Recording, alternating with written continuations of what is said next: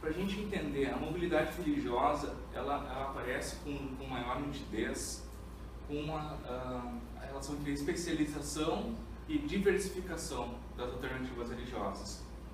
Tanto a especialização quanto a diversificação estão relacionadas à modernidade, que também tem uma versão religiosa, chamamos de modernidade religiosa, com suas características de individualização, subjetivação, desestabilização entre pertencimento, instituição e crença religiosa. Conforme a socióloga francesa Danielle Hervé-Léger, bastante utilizada nessas pesquisas de mobilidade e movimentação religiosa, tem um livrinho chamado Peregrino e Convertido, não sei se vocês já ouviram falar. O Peregrino e Convertido, a religião em movimento. Segundo ela, o cristianismo desdobra todas as suas implicações ao estabelecer a aliança à humanidade inteira e não mais apenas ao povo eleito. Agora a questão da fidelidade ou da rejeição está submetida à consciência de cada indivíduo. Embora a Igreja seja concebida como uma instituição mediadora entre Deus e a humanidade, a salvação pessoal oferecida a cada um depende da sua conversão. O protestantismo, particularmente sua visão calvinista, levou até seu extremo a lógica da universalização e da individualização da aliança, reduzindo radicalmente toda a intermediação, instituições, ritos, santos, intercessores, que ocultam um elemento face a face decisivo entre um homem dotado de capacidade autônoma de escolher e um Deus que lhe propõe decidir-se por ele ou contra ele. Essa concepção religiosa de uma fé pessoal é uma peça mestra do universo de representações de onde emergiu progressivamente a figura moderna do indivíduo, sujeito autônomo, que governa sua própria vida.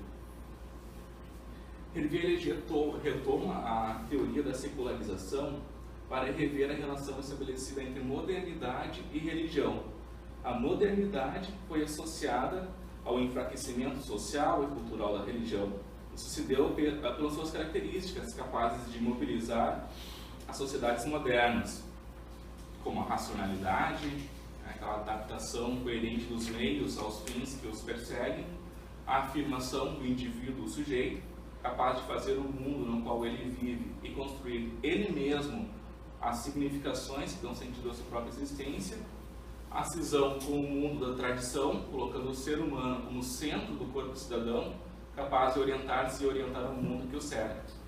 Ainda a modernidade implica na construção de um tipo particular de organização social, em que se caracterizam as diferenciações entre as instituições e a especialização das diferentes esferas da ação social. Hervé-Léger compreende a crise da modernidade e suas instituições sociais como fatores desencadeantes do retorno da religião à sociedade. Com o retorno da religião à esfera pública, principalmente na onda dos novos movimentos espirituais e carismáticos, das peregrinações, da literatura esotérica, vem à cena a paradoxalidade da modernidade, pelo menos do ponto de vista da crença. As instituições religiosas já não são capazes de oferecer as grandes explicações que norteiam o mundo e continuam a perder sua capacidade social de coagir e normatizar o universo das crenças e das práticas religiosas. Todas as religiões veem seus fiéis diminuírem, indo e vindo, não somente pelas suas portas de entrada e saída, mas também em termos de crença oficial. Do outro lado, a própria modernidade oferece as condições para a expansão da crença. Olá. Ao conter em si a utopia e a opacidade, a crença e a incerteza no futuro provocam uma grande angústia, uma pressão pela mudança que se intensifica, promovendo mais as crenças, mas diversificando-as e disseminando-as ao infinito. Assim, Hervé-Léger defende que o desafio para uma sociologia da modernidade religiosa é tentar compreender o movimento pelo qual a modernidade continua a minar a credibilidade de todos os sistemas religiosos, um movimento pelo qual, ao mesmo tempo, ela faz surgirem novas formas de crença. Então, para responder a essa questão, é preciso entender que a secularização não significa a derrota da religião na contemporaneidade, mas sim o conjunto dos processos de reconfiguração das crenças, que se produzem em uma sociedade onde o motor é a não satisfação das expectativas que ela suscita e onde a condição cotidiana é a incerteza ligada à busca interminável de meios de satisfazê-los. Segundo Pelletier, a crença na modernidade escapa totalmente ao controle das grandes igrejas e das instituições religiosas. As pessoas reivindicam o seu direito de bricolar suas crenças. Há um rompimento entre crença divulgada e prática obrigatória. Para ela, a ruptura entre a crença e a prática constitui o primeiro índice de enfraquecimento do papel das instituições guardiãs das regras da fé, uma perda de regulamentação que aparece na liberdade individual de construir o próprio sistema de fé, estranha a um corpo de crenças institucionalmente validado. Para ela, as crenças se disseminam, conformam-se menos com os modelos estabelecidos e comandam menos as práticas controladas pelas organizações religiosas. O campo religioso institucional atual sofre, portanto, um processo de desregulação.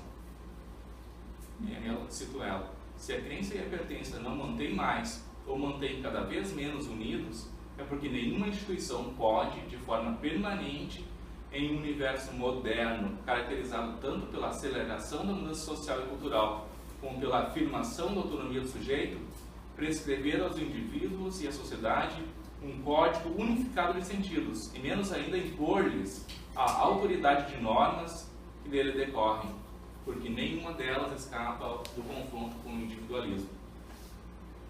Num espaço de alta mobilidade, de novas configurações religiosas, surgem novas figuras do religioso moderno, como é o caso do peregrino e o convertido. Ambas as figuras estão em dissociação à figura tradicional da paisagem religiosa, que era a figura do praticante regular.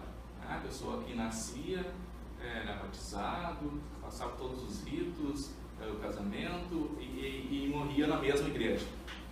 Essa figura é uma figura dissonante no campo religioso em movimento.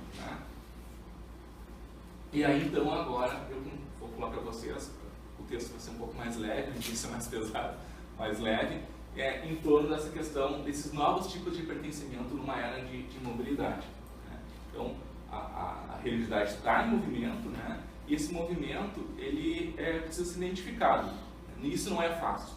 Para os pesquisadores da religião entender essas novas configurações no campo de muitas transformações, eles precisam abandonar muitas das suas ferramentas antigas, inclusive os clássicos, para caminhar em busca de novas percepções, de novas ferramentas para dar conta disso. Então, para decifrar essa questão do pertencimento, é bem interessante a metáfora do peregrino. O peregrino emerge como uma figura típica do religioso em movimento, em duplo sentido.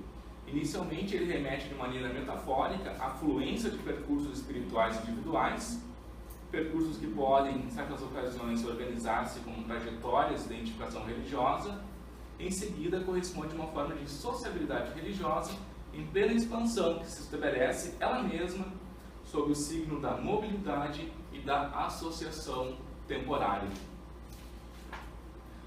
É bem interessante porque, somente para as igrejas tradicionais, quando recebem novos adeptos, ela não tem mais condições de decifrar essas novas adesões. Elas são móveis, são escorregadias, diferente do que era anteriormente. Então, ao indivíduo na modernidade é imposta a produção de significações através da sua própria experiência, em função de seus próprios recursos e disposições. Essa religiosidade peregrina pode ser caracterizada, antes de tudo, por uma fluidez dos conteúdos de crença que as próprias pessoas elaboram, mas ao mesmo tempo pela incerteza das adesões ou pertenças comunitárias às quais pode dar lugar. Então, a figura do peregrino hoje permite a leitura da especificidade da modernidade religiosa, assim como a figura do praticante regular determinava os traços de uma sociedade religiosa em torno da paróquia, modelo de referência para a compreensão da paisagem religiosa. O peregrino religioso é uma figura típica de processos sociais em que a individualização e a subjetivação religiosa nos alertam para novos dinamismos para as instituições religiosas tradicionais. Muitos fiéis se comportam com certa autonomia estratégica, circulando por essas tradições religiosas existentes, porém, no entanto, sem estabelecer vínculos formais com nenhuma delas, ou o fazem por um momento de crise. Nesse sentido, outra figura religiosa aparece na modernidade, que é a figura do convertido. Parece paradoxal que, ao lado do peregrino, de crenças móveis e desestabilizadas, a Revier cita a figura do convertido. Essa figura surge uma busca por encontrar ordem em meio a um caos social, pessoal ou familiar. Para Revier, a figura do convertido oferece uma excelente perspectiva para a identificação dos processos de formação das identidades religiosas no contexto de alta mobilidade. Apesar da crença no fim da religião, as últimas décadas do século XX foram marcadas, paradoxalmente, pelo aumento das conversões. Diz ela, o fato só é paradoxal nas aparências, na medida em que essa desregulação da crença, ela mesma inseparável da crise de identidades religiosas herdadas, favorece a circulação dos crentes em busca de uma identidade religiosa que eles achem mais adequada à sua natureza, da qual eles devem cada vez mais imbuir-se. Segundo ela, os estudos tipológicos mostram que a conversão com uma experiência íntima e privada é um ato social e socialmente determinado, cuja razão depende de disposições sociais e culturais dos convertidos e dos seus interesses e aspirações. Cito, as conversões em sociedades modernas são inseparáveis a um tempo da individualização da adesão religiosa e do processo de diferenciação das instituições, que fazem emergir identidades religiosas distintas das identidades étnicas, nacionais ou sociais. Em uma sociedade em que a religião tornou-se assunto privado em matéria de opção, a conversão assume, antes de tudo, a dimensão de uma escolha individual, na qual se manifesta por excelência a autonomia do sujeito crente. É por isso que a figura do convertido se reveste de um caráter exemplar. Então, a autora expõe três figuras, uma tríplice figura do indivíduo convertido, que seria o primeiro, aquele que muda de religião, o segundo, aquele que abraça voluntariamente uma religião, e o terceiro, aquele que redescobre a sua religião de origem, que é o caso, especialmente da renovação carismática católica, né? As pessoas se redescobrem católicos. É um exemplo claro disso. Então, a primeira modalidade é a do indivíduo que muda de religião, seja porque rejeita expressamente uma identidade religiosa herdada e assumida para adotar uma nova, seja porque abandona uma identidade religiosa imposta, mas a qual nunca havia aderido, para adotar uma nova. Os indivíduos religiosamente socializados vão em busca de uma intensidade espiritual e comunitária que as grandes igrejas não oferecem mais. A segunda modalidade de conversão é a do indivíduo que, não tendo nunca pertencido a qualquer tradição religiosa, descobre, a partir de um caminho pessoal mais ou menos longo, aquela na qual se reconhece e a qual se decide finalmente integrar-se. Isso tende a ocorrer numa sociedade que a transmissão religiosa familiar é cada vez menor. E a terceira modalidade de figura do convertido é a do reafiliado, do convertido de dentro.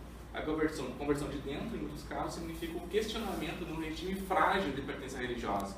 Cito, aquele que redescobre uma identidade religiosa que permanecera até então formal ou vivida à mínima, de maneira puramente conformista.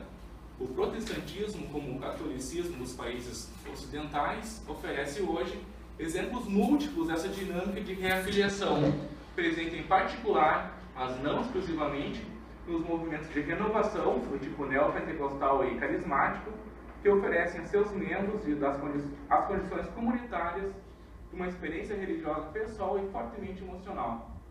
Em cada caso dessas figuras, a conversão marca a entrada em um regime forte de intensidade religiosa. A figura do convertido evidencia a dimensão da escolha da identidade religiosa em uma sociedade de indivíduos, uma sociedade que está marcada por uma crise na transmissão da crença de uma geração a outra, conforme a nossa autora, ao enfraquecimento dos dispositivos de socialização religiosa. Ela lembra que novos crentes franceses falam que seus pais, também batizados, não procuraram vinculá-los a uma religião definida. Outros que foram batizados afirmam que, quando crianças, nunca ouviram falar do cristianismo em casa.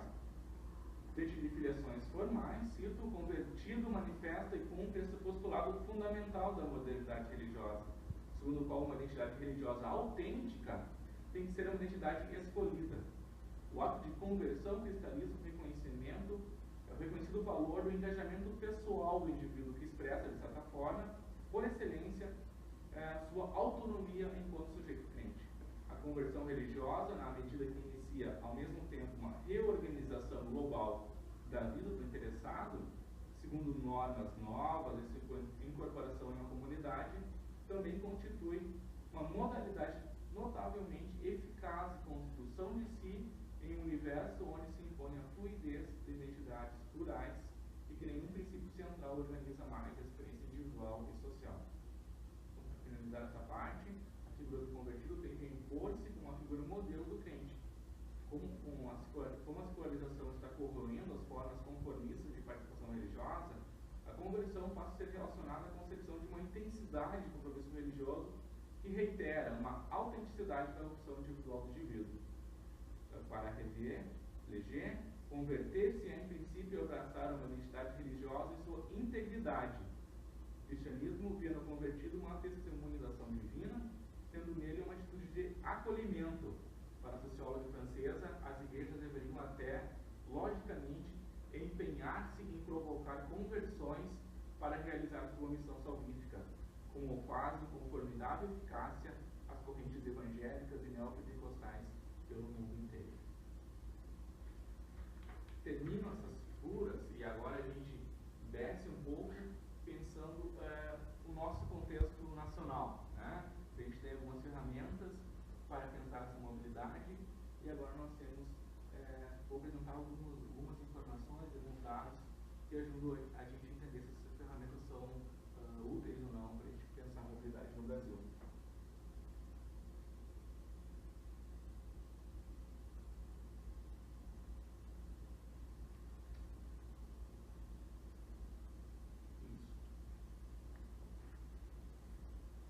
Eu chamo essa parte de configuração religiosa e trânsito religioso no Brasil.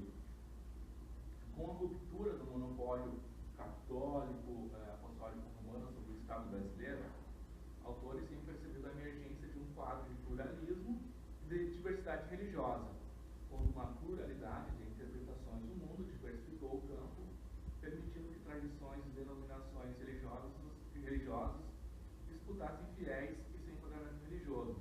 De acordo com um professor de antropologia da URGS, Carlos Steil, que conhece, diz que a pluralidade e fragmentação religiosa, portanto, são frutos da própria dinâmica moderna. A secularização multiplica os universos religiosos, de forma que a sua diversidade pode ser vista como interna e estrutural ao processo de modernidade.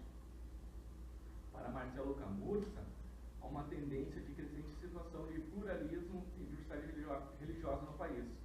O Brasil de hoje apresenta um quadro de diversificação religiosa, apesar dos censos apontarem para a presença hegemônica de segmentos cristãos na sociedade. Mesmo assim, e é 90% da população cristã, né, o campo apresenta uma quebra do monopólio católico romano, isso sim é importantíssimo, e sobretudo pela forte presença de evangélicos pentecostais, identificada pelos últimos recenseamentos. Para vocês terem uma ideia, na primeira metade do século passado, em 1940, os católicos faziam em torno de 95% da população brasileira. Protestantes, outras religiões, 5%. No censo de 91, os católicos ainda eram a grande maioria, e chegavam a torno de 83% da população brasileira.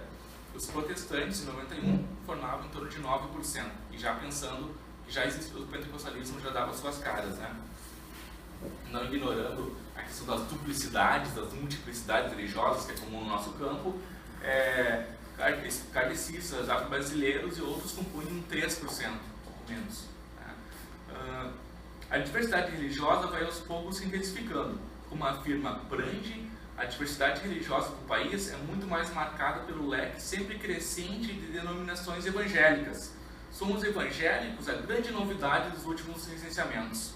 No censo de 2010, observou-se a diminuição dos católicos romanos, que caíram, então uma figurinha aqui, que caíram de 73,6% para 64% da população. Muito menos no Rio de Janeiro, né? Menos 50% no Rio de Janeiro, os católicos já. E o crescimento dos evangélicos, sobretudo pentecostais, que passaram de 15,4% para 22,2%, em torno de 40 milhões de pessoas, 45 milhões. Então verificou-se ainda na última década um aumento percentual de outro movimento significativo, que é a presença do sem religião, em torno de 8% da população. Né? Sem religião não significa ateísmo, mas pessoas que não definem-se, não se definem por uma pertença religiosa ligada a uma instituição específica, né? Elas se definem sem uma ligação com uma instituição. Então, essas tendências nos permitem identificar e afirmar que a gente vive no século XXI um campo religioso brasileiro plural, diversificado e plural. Então, acho que esse gráfico é bastante conhecido, né?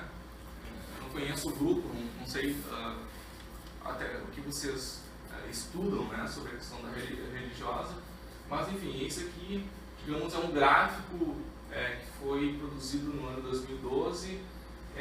A gente vai utilizar muito ele até o próximo censo, pelo menos até 2020, 2022, esse gráfico vai continuar valendo, né? E aí ele tem essas representações, né, comparando o censo de 2000 e 2010. Aí vocês percebam os católicos com uma diminuição bastante intensa. Afirma-se que o catolicismo perca em torno de 1 milhão de membros a cada ano, cada novo ano, né? Embora a renovação carismática católica consiga equilibrar um pouco esse processo por fazer esse diálogo com os pentecostais, né?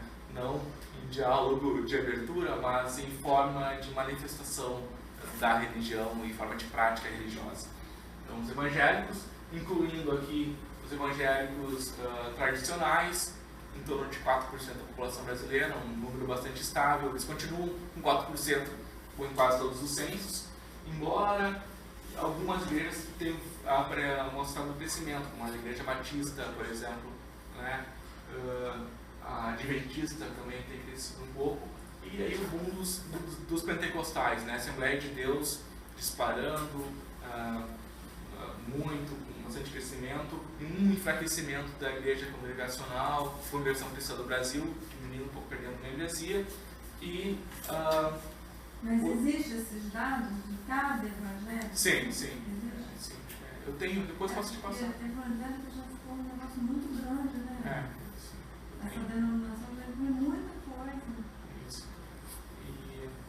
E a Igreja Universal, então, que perde, segundo o último censo, em torno de 10% da membresia, né? A gente imagina que essa membresia possa estar indo para essas igrejas muito próximas à Igreja Universal, que é internacional, a Igreja do Poder Mundial, ou que talvez as pessoas estejam saindo das igrejas pentecostais e indo para o espaço sem religião, que é uma tentativa de análise desse movimento, uma saída do catolicismo com suas raízes, tradições, uma adesão a um tipo de protestantismo, né, qual que seja ele, e desembocando, caindo no sem religião, né, que é justamente uma pessoa que não se define com pertencimento, né. Professor, Oi. eu queria perguntar surgiu uma dúvida no seminário, como classificar as religiões cristãs. E aí foi uma discussão na sala, quase que se batem lá, porque um falou assim, eu não posso considerar a Igreja Universal uma igreja cristã, porque ela não está embasada teologicamente no Evangelho, porque ela deturpa, não sei o que. Aí, então a gente falou assim, então aí surgiu esse questionamento. A gente consultaria que fonte para a gente ter assim uma classificação, quais são as igrejas cristãs ou as instituições cristãs e as não cristãs. E quem faz essa classificação e está definido por onde? Eu até, assim, de uma forma muito humilde, mandei um e-mail para a Almeb, que é um órgão que tem aqui do Rio Rio de Janeiro, e para o CONIC. Eu não sou estudante de teologia. E eu com esse questionamento aqui, vocês poderiam me ajudar se tem algum catálogo que pudesse clarificar? Porque, assim, nesses 22% inclui, como você falou, a Igreja Universal, tal. Só que aí dentro está surgindo um questionamento. Eu posso considerar como uma religião cristã? Sim. Né? Sim. E baseado qual é a premissa para ela ser cristã? O IBGE não utiliza critérios teológicos, isso, né? Mas esse é o ponto. Ele só classifica tudo num cesto, mas ele não analisa a premissa para ser cristã ou não cristã. Aí esse que é o questionamento lá. Eles têm mudado um pouco. A gente ficou muito, assim... Eles têm mudado um pouco as categorias. Talvez no futuro exista uma categoria... Porque quem classifica é o IBGE, né? Espírita kardecista, por exemplo, é uma categoria que não aparecia em nenhum outro censo. É novo, recente. É a primeira vez que eles utilizam essa categoria. E aí, em torno aí dos 2%, que é um número mentiroso, né? Eu acho. Completamente mentiroso. Como Umbanda e Candomblé, a mesma coisa, é um número que esconde, né? Acho que a pessoa se sente um pouco coagida de falar que não, eu sou de Umbanda. Pelo menos aqui no Rio de Janeiro, assim, eu acho que a pessoa se sente, de certa forma, um pouco coagida, sabe? De falar com ímpeto, com tranquilidade, de se assumir. Não, eu sou da Umbanda, eu sou do Candomblé. E daí acaba que pode entrar no catolicismo, pode entrar no evangélico. Evangélico não. Entra como católico. Entra como católico. Eu tenho, enfim, existem muitas leituras sobre isso. Eu tenho nos meus trabalhos, até tenho aqui, posso deixar para vocês olharem. A gente publicou algumas coisas sobre isso. Tem nesse livro um artigo meu do Oneide e do Rudolf sobre trânsito religioso, e aqui essa pesquisa que eu realizei. Depois eu vou deixar os livros com o Rodrigo, se alguém quiser ter acesso. Então, indo um pouquinho mais adiante em relação a isso, há uma pesquisa que eu utilizei, inclusive, na minha pesquisa de doutorado, que foi, digamos, a primeira pesquisa mais abrangente, com mais intensidade sobre mobilidade religiosa no Brasil. Tá? Encomendada pela Igreja Católica, que está muito preocupada com isso, né? E com razão, porque está perdendo muita membresia. E eles encomendam pela Silvia Fernandes, que é professora do Rio, talvez vocês conheçam, a partir do SEGS, Instituto de Estatísticas, né? Uma pesquisa, e eles fizeram uma pesquisa bastante abrangente em 2.000 municípios do Brasil, entrevistaram muita gente e chegaram a esses resultados, né? Sobre mobilidade religiosa. É bem interessante a gente observar, pegando essa tabela, né, religião atual e quem mudou e quem não mudou. Se vocês observarem, 95%, quase 96% dos católicos não mudaram de religião. Pelo menos eu fui católico, continuo católico. Só 4% mudou, só que esse 4% é um número bastante importante, né? No sentido significativo. O catolicismo, pensem em vocês, que tem em torno de 125 milhões de brasileiros, né? Então é um número bastante alto. Mas, quando a gente descer, pegando o evangélico histórico, pentecostal, outras religiões, e sem religião, que ou mesmo que eu falou antes, esses índices são altíssimos, né? Em torno de 80% a 85% das pessoas que frequentam esses grupos já mudou de religião, pelo menos uma vez na vida. Então, é interessante isso. E, então, deixa eu só rapidamente. Bom, deixa eu ver esse outro gráfico, eu acho que ajuda a entender um pouco melhor. Aqui, isso. E aqui, então, como a gente passou o arquivo por formatos diferentes. Tenta passar mais uma vez para ver se vai aparecer. Uma bagunçada, né? Não. Eu acho que tá ok, mais ou menos isso. E aqui vocês podem perceber justamente de onde sai a pessoa, a religião anterior, e para onde ela vai. Né? Então, por exemplo, o católico, nascido católico, 13% dessas pessoas que eram católicas imigraram, foram para uma igreja ligada evangélica histórica. Dos católicos que mudaram, né? Os católicos que mudaram, 4%. 58,9% estão numa igreja evangélica pentecostal, que é o grande celeiro, né? O grande celeiro dos católicos são os pentecostais. Aliás, o celeiro são os católicos, os pentecostais onde desenvolvem, né? O evangélico histórico, quando migram para o catolicismo, 26,9%, um número bastante alto. Né? O pessoal tem dito que talvez seja pela ação da renovação carismática católica. Inclusive há pesquisa sobre isso, dizendo que esse católico já não é mais católico, não pensa como católico, enfim, né? Principalmente para a questão sacramental, ele muda a sua visão sobre isso. Então, 21% entre evangélicos históricos, o cara sabe metodista, vai para luterana, vai para presbiteriana, um trânsito intersegmento dentro de evangélicos históricos, que são muito parecidos, né?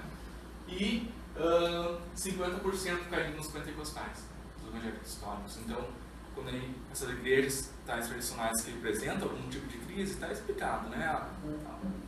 Uma sangria de membresia caindo nas igrejas pentecostais. Evangélico pentecostal, 18,7% deles que eram pentecostais vão para a igreja católica, 40% para os evangélicos históricos.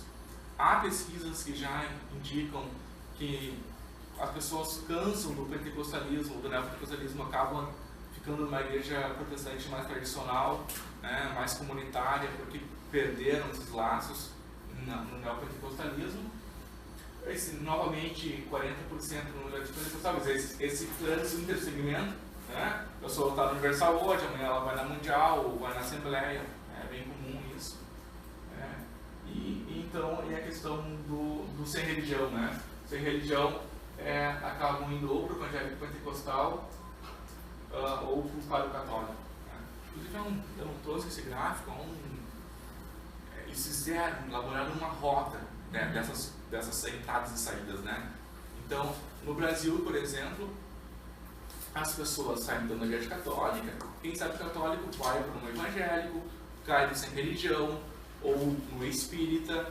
Porém, o pentecostal, ele recebe pessoas que vêm das religiões de matriz africana, do catolicismo, do protestantismo histórico, mas não devolve, né? Imagina assim, ele recebe pessoas de religiões de matriz afro, mas não devolve, né? Quer dizer, sendo pentecostal não volta para a Umbanda ou para o Candomblé.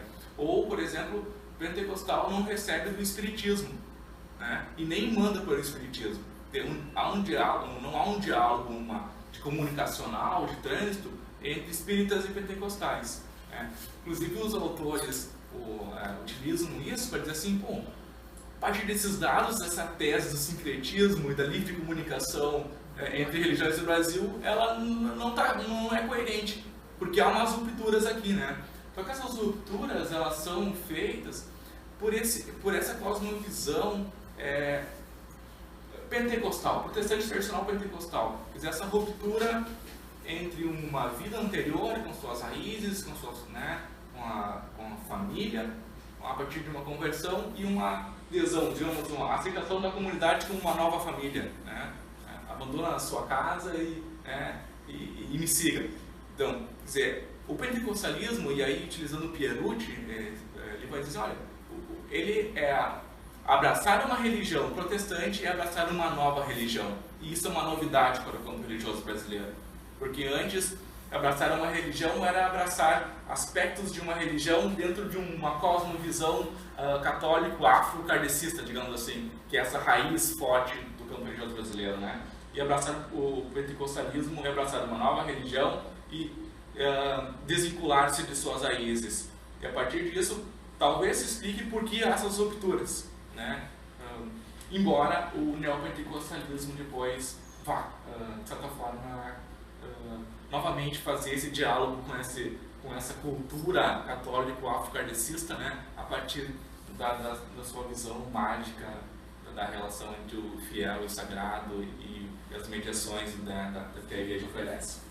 Professor, Sim. Aí a gente vai ver que algumas práticas são adotadas para tentar evitar esse trânsito.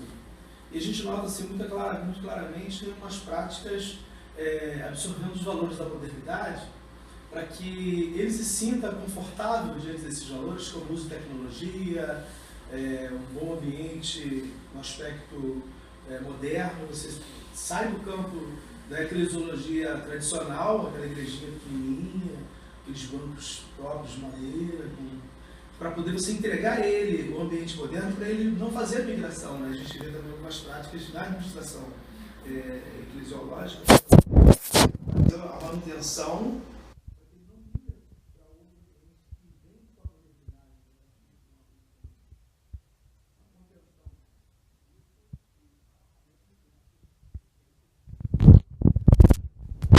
Definiu ou apresentou uma categoria que até agora tem gerado debates, porque as pessoas não sabem como interpretá-la, que é os evangélicos não determinados, ou desigrejados, não sei como que chegou aqui no Rio de Janeiro isso. É um número altíssimo, em torno de 12, 13 milhões de brasileiros. Sim, igreja. E o pessoal está pesquisando esse grupo, né? Em São Paulo tem alguma pesquisa, no Rio também. Eles estão dizendo o seguinte, ó, é a pessoa, por um lado você é aquela pessoa que está buscando autonomia e libertação da tutela eclesiástica, e tudo isso que isso significa, desde o controle do comportamento, das ações, até a questão do controle financeiro da vida da pessoa, do custo de pertencer a uma igreja, que é caro, né? A gente brinca, é o dízimo, é a oferta, é a campanha missionária, é o aniversário, todo esse custo disso, que é caro, então as pessoas buscando se libertar disso aí, de certa forma, né? Ao mesmo tempo, uma saída de pessoas de grandes igrejas, de grandes comunidades evangélicas e adesão a comunidades pequenas. Ou comunidades de segmentos, comunidade gay, comunidade turfista, né, igreja da luta marcial, ou assim, ou comunidades pequenas fundadas por ex-pastores de igrejas grandes. Porque ali ele consegue estabelecer os vínculos novamente. Então, é um outro dado importante sobre isso. Só acrescentar, tem um ex-aluno do Edson, nosso, ele fez mestrado na UESP com a Cecília, que é não sei se você conhece aqui do Rio de Janeiro, uma pesquisadora da religião e ciências sociais. E aí a pesquisa dele foi na Catedral Metodista daqui do Rio de Janeiro. Então, o que ele apreendeu dessa pesquisa foi a questão assim, de igrejas, né, vamos dizer assim, tradicionais, né, que tentam gerenciar múltiplas identidades. Então, assim, há um esvaziamento, vamos dizer assim, de um conteúdo confessional, né, no caso específico do metodismo, e aí a liderança da igreja fica tentando gerenciar diferentes grupos. Por exemplo, essa igreja específica, a Catedral Metodista, ela tem 4 cultos dominicais. Então, para cada culto, tem um público específico, tem uma liturgia específica, que seria uma forma, vamos dizer assim... uma especialização. Por um lado é uma especialização, mas por outro lado também é uma diversificação, né? Assim, uma identidade bem fluida. Isso, especialização nesse sentido, né? Você vai querer uma segmentação, mas dentro da instituição. Então, se diz o seguinte, pegando todos os dados de mobilidade, em torno de 1/4 da população brasileira mudou de religião, 25%. Essa é a estimativa dos autores, tá? 25%. E desses 25% que mudaram, há um processo de reconversão. A pessoa migra, se converte, fica um tempo naquela igreja, converte novamente, às vezes utiliza do rito do batismo, né? Quando vai mudando, vai se rebatizando. E aí, há algumas questões daquelas ferramentas que eu apresentei para vocês sobre da RVLG, ensino peregrino e convertido, esses dados de mobilidade religiosa no Brasil, que são bastante altos, e aí como a gente vai pensar isso? Então essa é a minha proposta agora, apresentar 4 eixos, como a gente pode entender essa mobilidade religiosa no nosso contexto.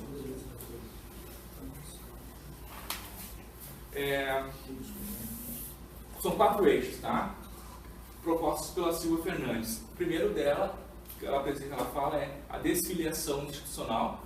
O segundo é a destradicionalização. O terceiro é o repensar a noção de conversão. E 4, as configurações do pluralismo. Cada eixo desse daria uma tese de doutorado, né? São eixos muito amplos. Então, a Fernandes aponta que as pesquisas publicadas no Brasil nos últimos anos reiteram que a dada crescente oferta de denominações religiosas,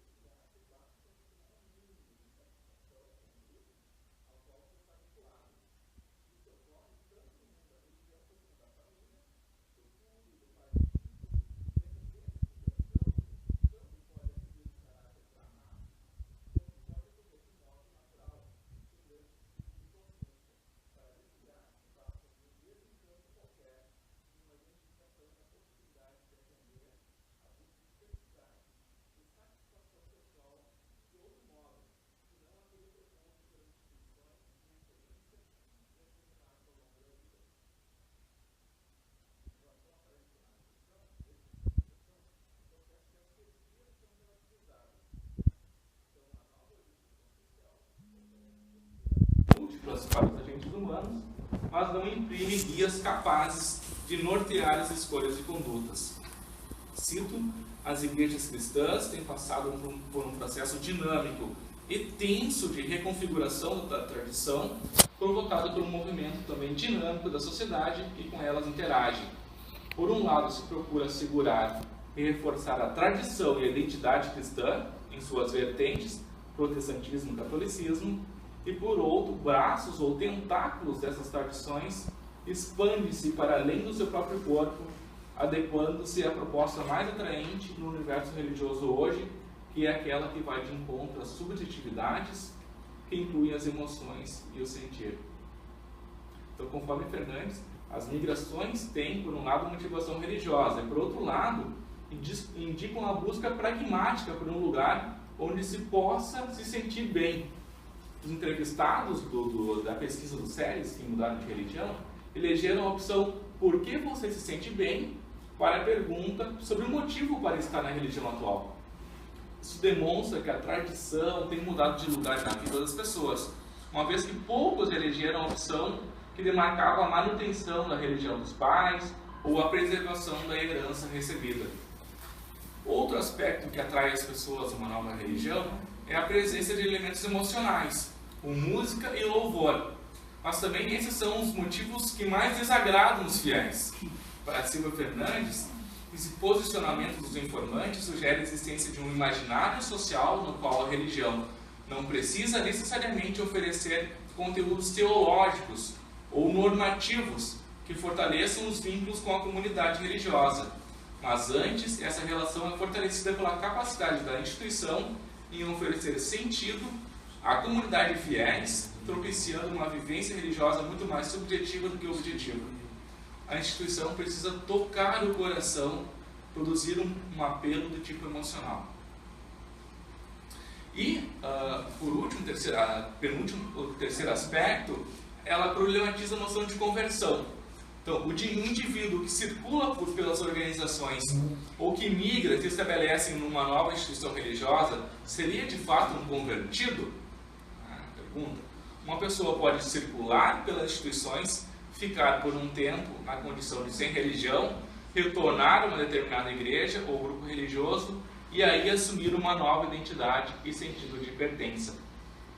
Ronaldo de Almeida e Paula Monteiro menciona que o conceito weberiano de conversão, que até muito tempo explicava o complexo processo subjetivo de adesão a um novo credo, no Brasil pelo menos, não parece mais capaz de elucidar essas rápidas indas e vindas entre religiões aparentemente díspares entre si, pois a consciência religiosa não acusa, pelo menos à primeira vista, incongruências cognitivas.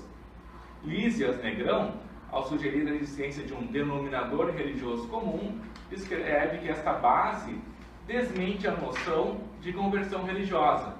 Dessa forma, a migração de um grupo religioso para outro não requer ressocialização individual e pode ser entendida como uma simples adesão, motivada por eventos específicos na história da vida individual. Assim, as observações da teóloga luterana Linnemann Perrin, uma teóloga alemã, para a mudança de paradigma da conversão por uma mobilidade religiosa, torna-se relevante no nosso contexto. Segundo ela, primeiro, em vez de reinterpretação da vida passada no horizonte da antiga religião, acontece, por exemplo, meramente uma conversão seletiva, quando alguns aspectos da religião de origem são deixados de lado, mas outros são conscientemente levados junto para a religião pela qual se optou. 2. Em vez de uma reorientação completa, trata-se em muitos casos de uma ampliação da pertença religiosa. Acrescenta-se uma nova pertença religiosa, sem por isso abrir mão daquela que existiu até o momento. O bilinguismo religioso pode ser uma forma conscientemente escolhida de autointerpretação religiosa e prática de fé. Terceiro, em vez de abandono definitivo da religião de origem, ocorre uma conversão informal temporária. E por último, em lugar de uma reconfiguração duradoura da vida em uma nova rede de relações sociais, trata-se de uma conversão condicionada pela fase da vida que é substituída depois de algum tempo por uma reconversão. Então, a noção de conversão ela não é unívoca. O próprio Weber distinguia entre duas funções das religiões, uma de propiciar sentido e outra de oferecer um lugar social de pertença onde ancorar a identidade da pessoa. Né? Então, esses dois aspectos são relevantes para a gente pensar a questão da mobilidade religiosa no Brasil. E por último, então, apresento o último eixo, que é a questão do pluralismo. E aí me baseio em Peter Berger, que diz que no pluralismo a submissão é voluntária e a tradição religiosa é um produto a ser ofertado no mercado. Leio o que ele diz. A característica-chave de todas as situações pluralistas, quaisquer que sejam os detalhes no seu pano de fundo histórico, é que os ex-monopólios religiosos não podem mais contar com a submissão de suas populações. A submissão é voluntária e, assim, por definição, não é segura. Resulta daí que a tradição religiosa, que antigamente podia ser imposta pela autoridade, agora tem que ser colocada no mercado. Ela tem que ser vendida para uma clientela que não está mais obrigada a comprar. A situação pluralista é, acima de tudo, uma situação de mercado. Nela, as instituições religiosas tornam-se comodidades de consumo. E, de qualquer forma, grande parte da atividade religiosa nessa situação vem a ser dominada pela lógica da economia de mercado. Então, nesses jogos de escolhas pessoais de religião, outras situações implicam também, né, nas preferências das pessoas por essa ou aquela religião. Ricardo Mariano menciona a necessidade de que a teoria seja testada de acordo com o contexto social, e então seja confirmada ou refutada. Isso, pois, de acordo com ele, são várias as mediações sociais que influenciam, moldam e limitam as preferências e as escolhas religiosas individuais e coletivas. Né?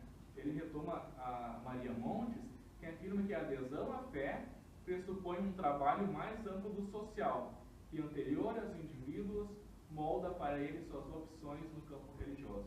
Quer dizer, além da questão do indivíduo, dessa modernidade, da subjetividade, há uma configuração social que permite que essas adesões ocorram. Né? Então, se a sociedade cria as condições para adesão, o certo também é que o pluralismo amplia essas opções de escolha. Como toda adesão, algumas são sujeitas ao erro. No mundo religioso, decisões equivocadas geram crises pessoais profundas. E aí já há pesquisas, questionamentos de teólogos dizendo assim, como a gente vai trabalhar pela pessoa que faz essa migração e chega arrebentada até a comunidade religiosa atual? Como trabalhar esses processos, né, de encantos e desencantos religiosos? E aí, então, surgem comunidades menores ou comunidades de sentido que oferecem espaço para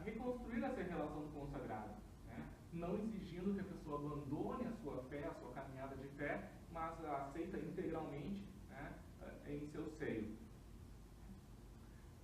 Antoniazzi, também bastante conhecido nessa área, diz que o fato central na pesquisa sobre mobilidade é a fragmentação do universo religioso e também a questão do peso da decisão subjetiva.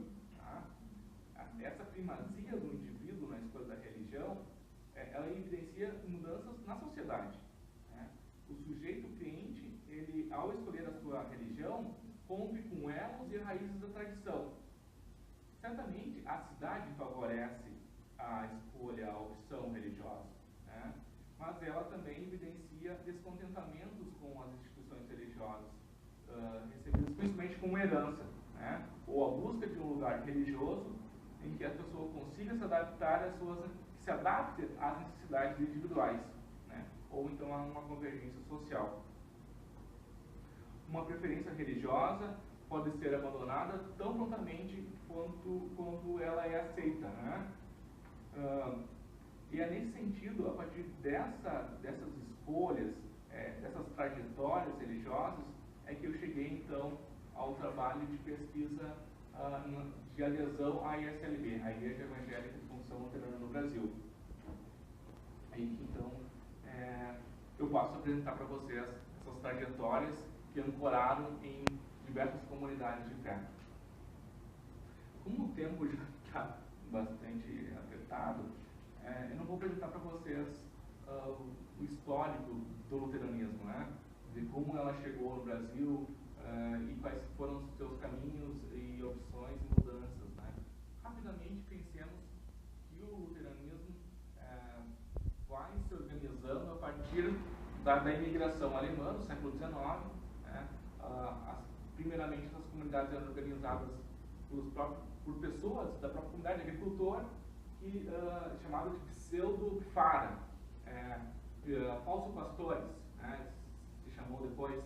Eram pessoas da comunidade que faziam serviços litúrgicos e pastorais. Com a unificação alemã, e aí todo um trabalho de ideológico, propaganda alemã, no final já do século XIX, há um trabalho de controle dessas comunidades. Então, pastores formados na Alemanha são enviados por sociedades missionárias para organizar essas comunidades. Isso gerou diversos conflitos, né? Imaginem, porque ele era um certo controle da autonomia que essas comunidades já tinham, né? Então toda aquela abertura ao contexto que se tinha se perdeu porque elas acabaram sendo influenciadas por uma ideologia bastante forte de uma relação entre etnia e religião, e povo alemão, né, de sangue e religião, e adesão religiosa. Isso significou restrições contextuais muito significativas, né? Se fala de fundação de ilhas alemãs, né, de guetos alemães, porque foram comunidades que a continuidade, o casamento, né, era feito entre pessoas da mesma igreja, né, do mesmo credo, da mesma etnia. Então, bastante radicais nesse sentido. Então, imaginem que todas as transformações, depois envolvendo o Estado brasileiro, o Estado alemão, Primeira Guerra, Segunda Guerra, e toda a crise que se dá numa igreja que se resguarda em torno de uma etnia. Então, todo o processo que se sofreu em relação a isso, desde externo como interno, né? Na minha tese, então, eu apresento esses elementos. Eu acho que os externos, eles são mais para partes estruturais da igreja. Ela vai fazendo opções, vai fazendo diálogos, né, com conselhos, com igrejas, fazendo parcerias. Mas o interno mesmo, ele não aconteceu, né? Esses rompimentos, eles vão acontecer muito mais pela essa mistura étnica, pelo casamento misto, por questões urbanas, saindo do mundo rural por questões urbanas, e aí umas adaptações. E, digamos assim, comunidades luteranas hoje têm uma grande dificuldade em receber pessoas diferentes das que elas estão acostumadas, né? Então, há pesquisa sobre a questão da inclusão do negro, né? Há pesquisa da questão indígena, há trabalhos em relação a esses grupos, mas a igreja em si, as comunidades em si têm muitas dificuldades, principalmente as comunidades mais sulistas, né? Isso vê pessoas fora do perfil étnico, digamos assim. Então eu faço uma pesquisa no Rio de Janeiro, uma pesquisa com uma comunidade ligada ao consulado alemão, a comunidade luterana da Carlos Sampaio, do centro. Ela foi a segunda ou terceira comunidade mais antiga da SLB. E ela foi considerada uma representação da pátria alemã no Brasil, né? Vocês imaginem que ainda hoje, o pastor me dizia, olha, volte e meia pessoas alemãs vêm aqui para que a gente apresente a cidade, apresente as coisas para eles, né? E o consulado alemão tem uma relação fortíssima com essa comunidade. Então imaginem como é pessoas aderirem a uma comunidade que tem essas relações étnicas bastante fortes, né? E aí pesquisei algumas pessoas, um grupo de pessoas que, no luteranismo, protestantismo tem que ter filiação formal, né, em secretaria de comunidade. Não sei como é que nas igrejas de vocês. Então a pessoa, ela é membro da comunidade quando há um registro na secretaria, uma ficha, né, com o nome do marido, da mulher e dos filhos. Toda a família agora faz parte da SLB, né? Embora a família não só uma pessoa, mas é a igreja familiar, então a registro na secretaria, é feito um controle nesse sentido. Então, poucas pessoas fazem esse processo de adesão formal, de secretaria, né? Então, eu entrevistei algumas delas, né? Alguns jovens, especialmente, que queriam uma coisa mais institucional, tinham uma fé subjetiva e queriam um lugar, queriam um pastor, queriam uma comunidade, queriam ter um banco para sentar, queriam ter uma liturgia, né? Que parece estranho, mas de fato há esse movimento. Outras pessoas que aderiram à comunidade buscando um apoio político para se candidatar a vereador, por exemplo, né? Imaginou que a comunidade, como é uma comunidade de pessoas, digamos, importantes socialmente, vinculadas, né, como disse, a consulados e empresas fortes, internacionais, imaginou-se então que a adesão à comunidade pudesse ter um respaldo político. Não teve, nenhum pastor apoiou, nem a comunidade, né? Porque não tem essa questão política na igreja luterana. Então, com exceção do Mozart. E um outro grupo que eu chamei de simpatizantes. São pessoas que vão à comunidade, participam dos grupos de fé, oral, grupo da saúde, grupo da mulher, grupo do artesanato, ou vão aos cultos, ofertam nos cultos dominicais, mas que não aderem formalmente, não fazem esse registro de secretaria.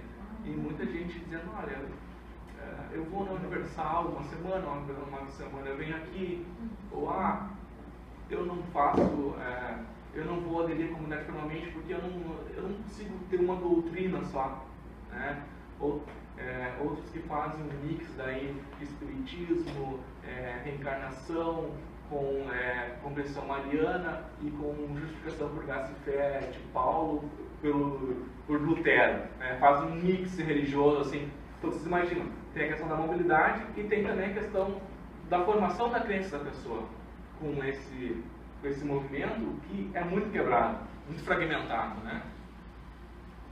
E então eu pesquisei essa comunidade do Rio. Em 2005, a SLB recebeu uma comunidade formada por pessoas que estavam descontentes com o mercado local, digamos assim, essa questão do pluralismo, né? A gente não está contente com o que tem aqui. Nós gostaríamos de uma igreja luterana aqui em São Luís do Maranhão. E não havia. Havia uma em Balsas, que fica muito distante, e uma em Belém do Pará. E outra no Piauí. Fizeram os contatos com a Secretaria da SLB. O primeiro contato da Secretaria foi muito rigoroso, assim, né? Sem nenhuma abertura. A gente não... O que vocês querem, né? Não estão querendo ganhar dinheiro, sei lá, uma coisa assim. E fazem um discurso teológico, né? Dizendo que quem cria a comunidade é o Espírito Santo, né? Não são pessoas. E aí, depois, se continuou essa conversa, e foi uma comunidade, então, de 2005, que nasce e é criada no momento que é uma ruptura mais significativa no luteranismo, que é uma ruptura com o movimento carismático. Aqueles carismatismos, né, que estão em todas as igrejas, na metodista, na presbiteriana, também chegou à igreja luterana e não conseguiu. A igreja luterana não expulsou, digamos, esse grupo, tá? Simplesmente não houve mais acordo,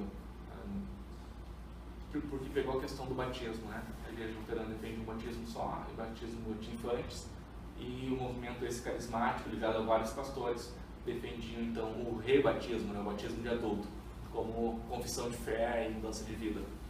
E aí não teve diálogo. E essa comunidade nasce justamente nesse momento. Então foi uma comunidade bastante cuidada pela SLB. Houve um trabalho de acompanhamento dos membros, formação bíblica, formação na área da fé. E recebe um grupo importante de pessoas com passagens pelo pentecostalismo e neopentecostalismo. Pessoas com percursos bastante amplos e com fragmentações na história de vida, com bastante... Aí tem uma mulher que não gostava da restrição à música que ela ouvia, outra que não gostava da restrição à bermuda, outra da maquiagem, outra pessoa pela questão da cobrança financeira, outra porque... Só aqui o nome desse grupo. Bem baixo, bairro periférico, diferente da SLB. Um grupo que não tem nenhuma relação. Geralmente as pessoas, quando formam uma comunidade na Bahia, você vai na SLB na Bahia, você vai pensa encontrar baiano, não, são sulistas, né? Muito brancos, bem socialmente, que fundaram e estão na comunidade. Né? E no Maranhão não, é uma comunidade de periferia, de pessoas, então, né? Você não foi um missionário que criou essa comunidade, então um grupo de lá que pediu para que a SLB montasse uma comunidade lá. E essas pessoas, então, estão bem, então, me contaram as suas histórias, né?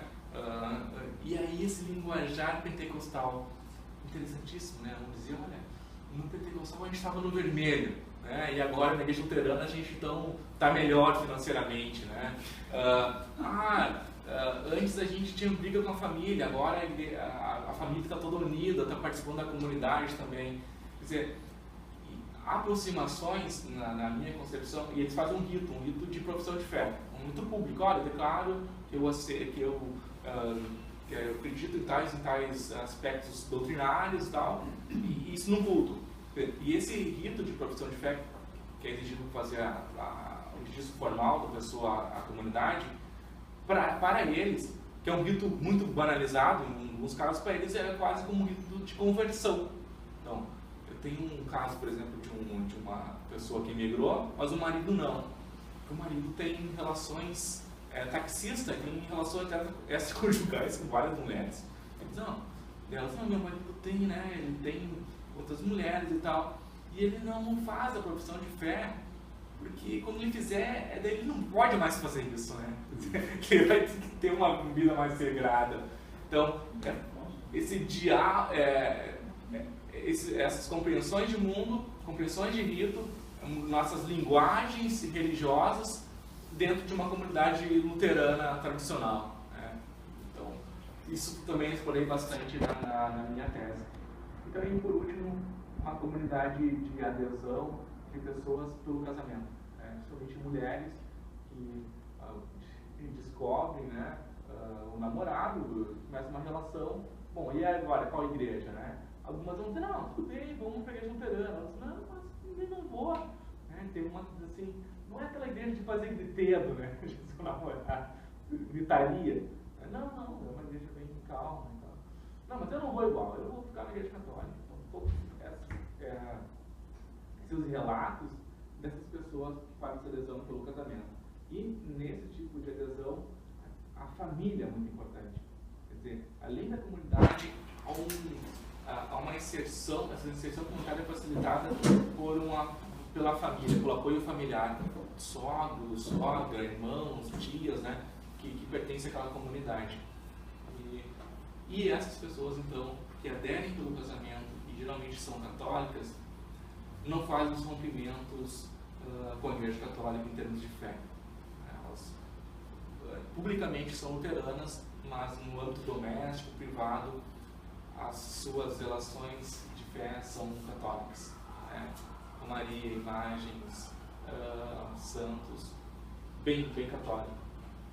Então, esses são os dados, então, rapidamente dessas pesquisas, né, que eu vou apresentar para vocês.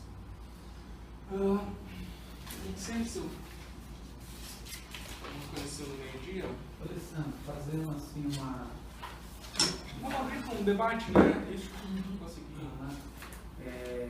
Então, fazendo uma leitura agora mais, vamos dizer, pastoral, certo?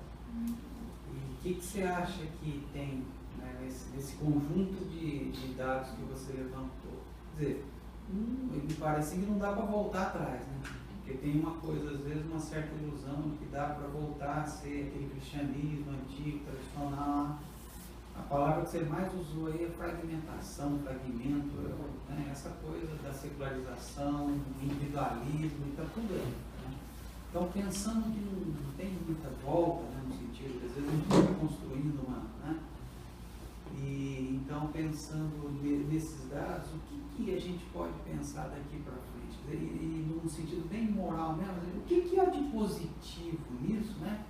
E o que talvez a gente possa questionar e construir vias alternativas. Porque de positivo, por exemplo, eu fiquei pensando, olha, será que, por incrível que pareça, esse quadro fragmentado, né, de decisões pessoais, afetivas, né, a melhor religião é a que me faz melhor, né, que me faz bem, né? Aliás, essa é uma definição do Dalai Lama, da qual que é a melhor religião é que te faz mais bem, né?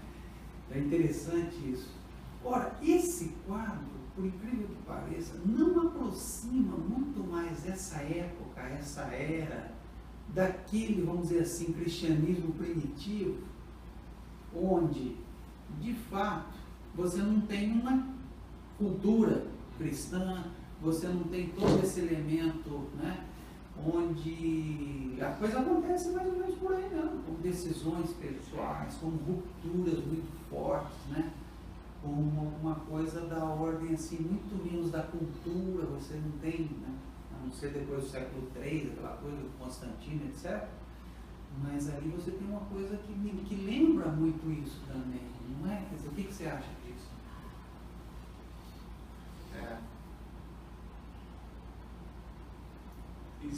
Eu acompanhei, quando eu ia elaborar, principalmente esse arsenal teórico que eu apresento para vocês, ele é um resumo de um capítulo meu, né? E aí o próprio Ney disse, de repente você dá uma olhada nessas primeiras comunidades, porque também a gente pega algumas cartas apostólicas, há aquela questão, né? Os judeus, os cristãos, os novos cristãos que são judeus e que mantêm bastante daquela estrutura do judaísmo, né? E como é que Paulo reage a isso? E ao mesmo tempo, como se dá essas adesões, esses gentios, né, ao cristianismo? O que a gente podia resgatar a partir dessa história ali, né? Eu não fiz esse movimento de ir lá. Mas me parece que há muitas proximidades, porque principalmente quando está se lidando a uma adesão a um credo, né? Claro que o Brasil em si, culturalmente, é bastante cristão. E aí também outra questão que o meu próprio orientador dizia, quando a pessoa sai de uma igreja cristã para ir para outra, essas rupturas são mínimas, né? Às vezes é mais uma questão de comportamento, uma questão de uma linha ou outra, tal. Geográfica também. Mas não há uma de novo credo, não é uma adesão a uma nova religião, uma nova cosmovisão, né? Ela é fragmentada dentro dela mesma. E fazendo um ponto, o próprio Antoniazzi, porque se lançou em 2002 um livro chamado Catolicismo nos Centros Urbanos. Como lidar com isso, assim, o nome da pesquisa, bastante impactante na Igreja Católica. E aí então são lançados vários dados de pesquisa, desde a questão da sexualidade, né, dos católicos, como é que eles pensam nisso, o Papa, a igreja, a frequência, ritos, tudo isso foi pesquisado. E o Antoniazzi então faz essa reflexão, que algumas eu aproveito na minha tese, e ele vai dizer, olha, de fato, esse caminho do indivíduo é um caminho da individualização, é um caminho sem volta, né? É um caminho da secularização. Há no próprio catolicismo, a partir da renovação ou das SEGs, de certa forma era uma identificação das pessoas com a Igreja Católica. É uma identificação que rompia com aquele católico de origem, né? Que vive o catolicismo à míngua, né? Só que fala a missa no Natal, na Páscoa e no batismo e algum outro rito. Então, a gente tem que propor um modelo de pastoral. Né? E aí ele diferencia um modelo mínimo, meio e o máximo, digamos assim, ou médio, meio e máximo. Então, o mínimo é tratar a pessoa como pessoa. Então, nós temos que aprender como religiosos a tratar as pessoas como pessoas, como indivíduos. Né? E isso não é feito. As pessoas são maltratadas em muitas igrejas, inclusive na Igreja Católica. Né? Eu tenho uma caso de adesão na SLB porque o padre quase expulsou a pessoa de lá, porque a menina engravidou, ou não sei o quê, então, e o padre não recebeu, né? E aí caiu na igreja luterana, como pertencia a uma família luterana, o pastor abraçou. Então, tudo bem, vamos lá. Então, tratar a pessoa como uma pessoa, a questão média dos grupos de interesse. Quer dizer, hoje, pensar a referência da igreja como a matriz, como era, né? A grande paróquia, que as pessoas irão até aquele lugar, enfrentar o trânsito para chegar nessa comunidade para ir à missa domingo às 9 da manhã, isso não vai acontecer.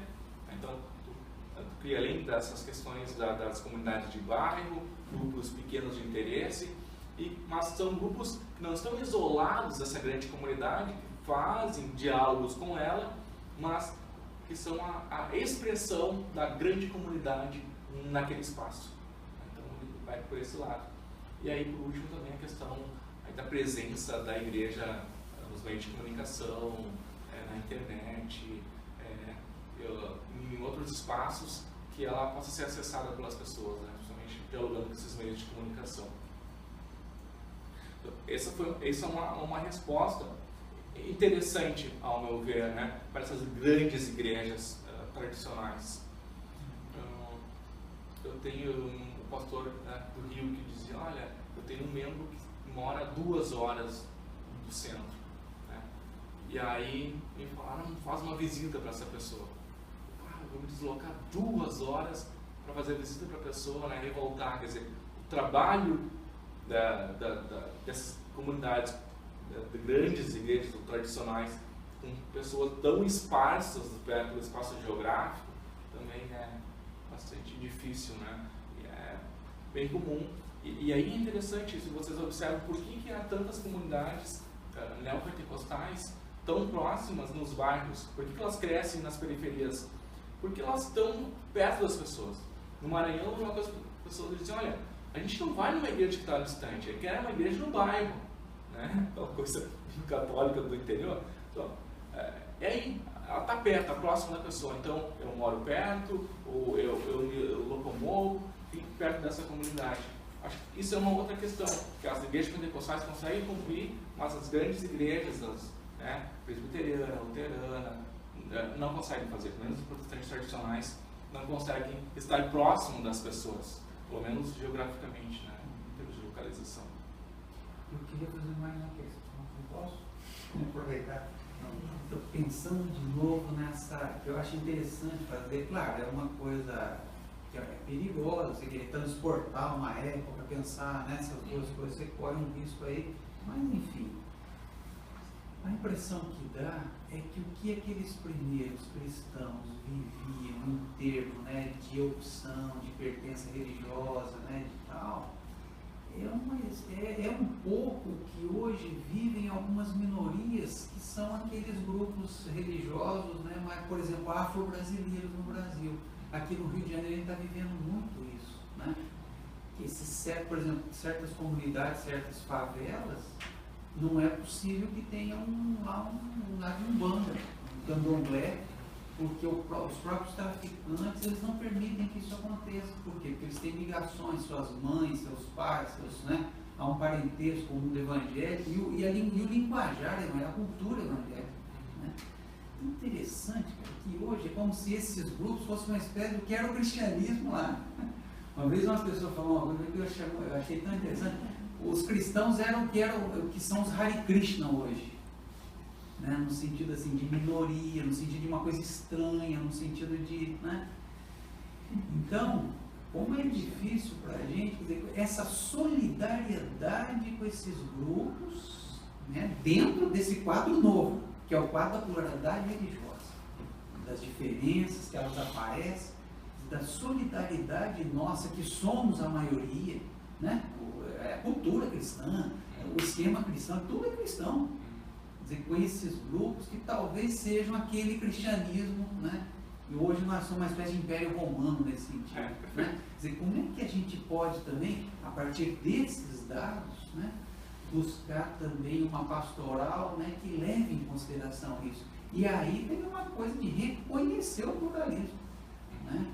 Que é um dado novo e um dado que talvez até seja muito mais interessante para nós do que aquela coisa de achar que tudo é cristianismo, etc, etc. Inclusive rever o nosso próprio discurso nesse sentido, né, com relação às minorias, etc, etc. É interessante, né?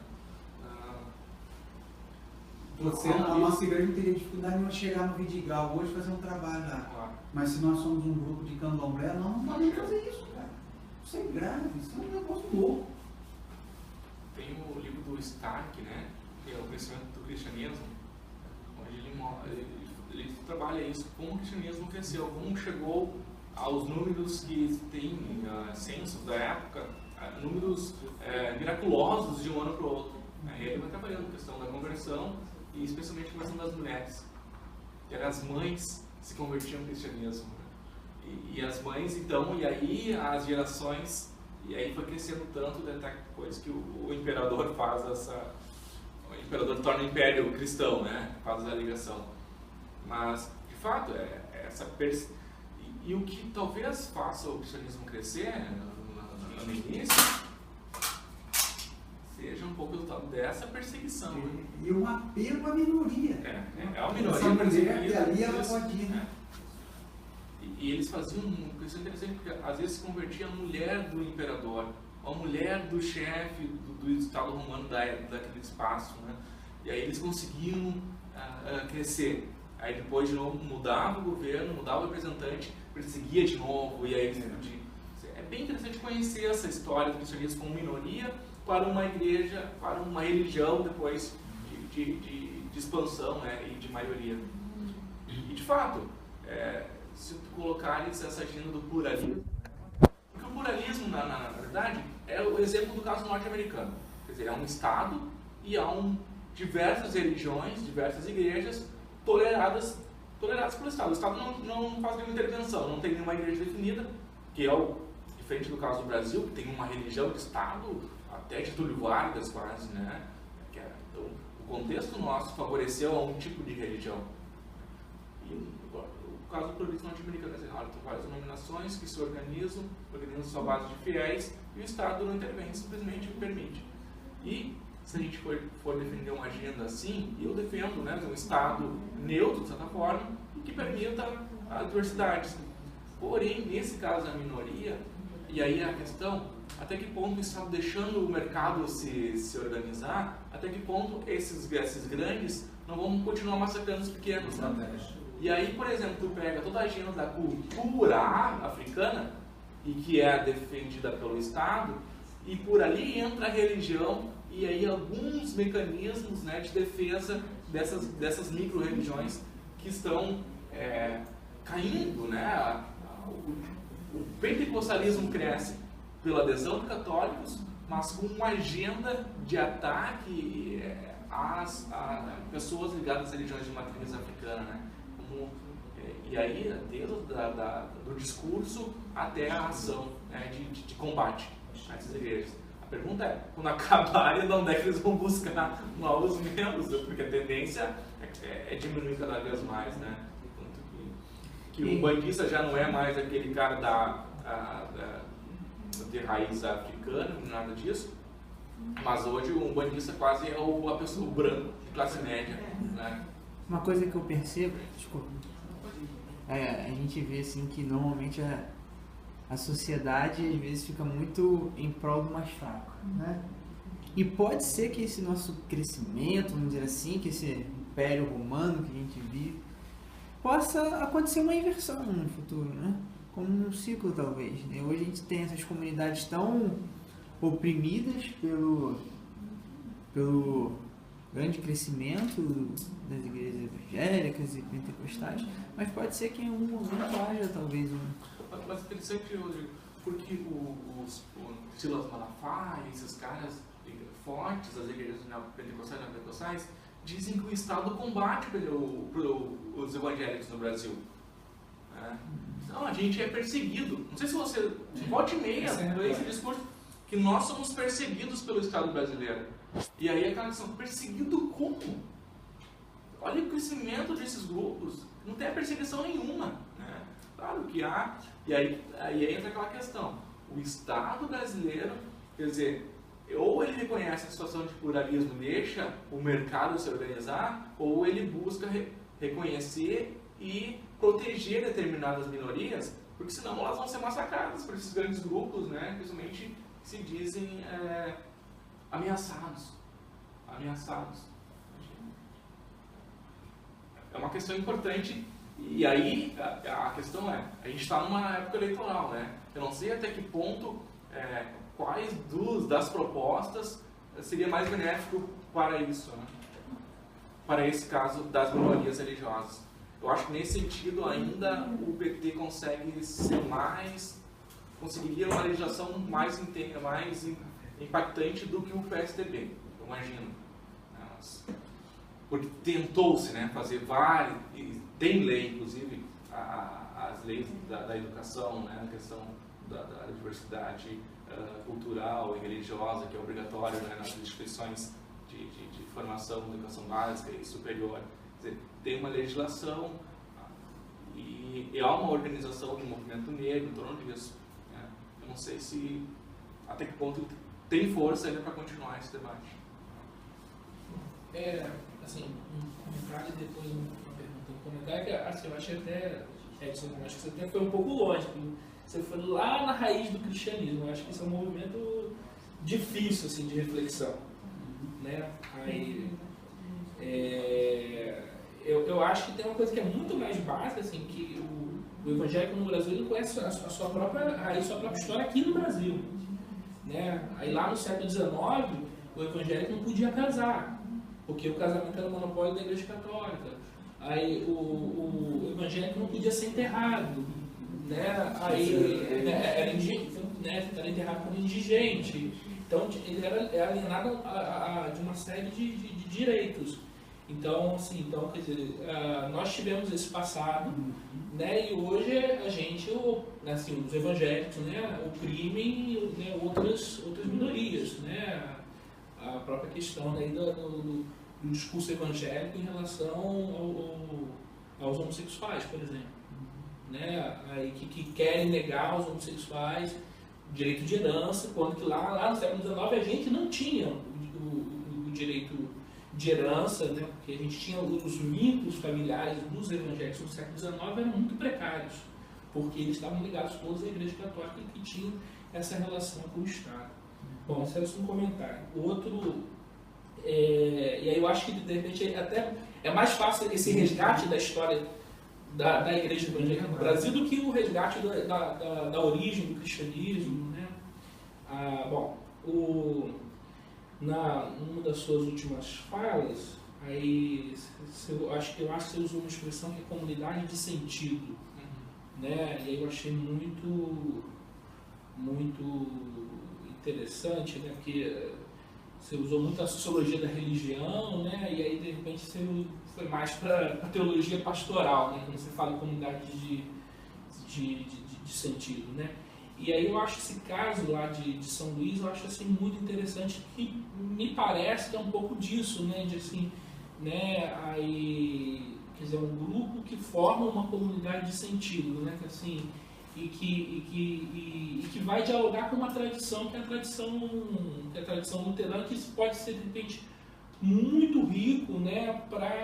Até para a própria realidade socioeconômica, né? Porque uma realidade de periferia, né? Maranhão, dos estados que tem menor IDH no Brasil, né? E aí, de repente, né, se abre, né, para o mundo, né? Assim, no caso do luteranismo, né, tem uma história, né, de séculos, então eu acho que expande o universo cultural dessas pessoas também, e é uma adesão voluntária, né? Adesão voluntária, quer dizer, não é por etnia, não é por família, não é por casamento, né? Eu acho muito interessante. Se você pudesse explorar um pouquinho mais esse caso aí lá da comunidade em São Luís do Maranhão, né? De repente falar um pouquinho aí dessas tensões que existem nessa comunidade. E vice-versa também, né? O que essa comunidade pode trazer de pensamento teológico para ele ter. Sim, é bem simbólico isso, né? Quer dizer, uma comunidade pede por uma instituição que é teoricamente pesada, que tem uma história, né, toda,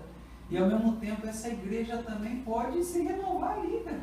É uma coisa muito simbólica. Se você pudesse explorar aí, de repente, fazer esse casamento aí da sociologia da religião com a teologia pastoral, né? Como é que é essa experiência aí dessa comunidade em São Luís? Eu achei muito interessante. Nesse livrinho, um dos pequenos, está bem presente a questão dessa comunidade do Maranhão, nesse livrinho pequeno, né? Eu faço um recorte desde a sua fundação até essas adesões, né? Dividindo entre os primeiros adeptos até esses últimos, né? Não são muitas pessoas, mas é interessante, em março de 2005, mais ou menos, um policial militar, chamado Nathaniel, ligado, ele é carioca, mora no Maranhão há muitos anos, ligado à Igreja Assembleia de Deus, mas que gosta muito do catolicismo, teve dizer assim, olha, eu fazer tratamento com uma psicóloga para ajudá-lo a superar alguns estigmas e traumas da religião, da criação em torno na Assembleia de Deus, da família. E ele então, a gente não entende se é só ele ou se mais um outro grupo de pessoas, né? Mas ele conversava, olha,